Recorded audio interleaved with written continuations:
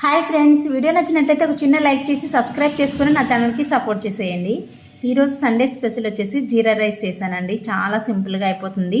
నాకు ఇష్టమైన రైస్ ఐటమ్స్లో ఇది ఒకటి. చాలా టేస్టీగా ఉంటుంది, అలాగే సింపుల్గా అయిపోతుంది. హెల్త్కి కూడా చాలా మంచిది. ఈ జీరా ఎక్కువ వాడడం వల్ల కూడా డైజెషన్కి కూడా చాలా మంచిది అనమాట. దాంతోపాటు చికెన్ కొంచెం చారు ఉండేలాగా చేశాను అనమాట. నాన్న వచ్చారు.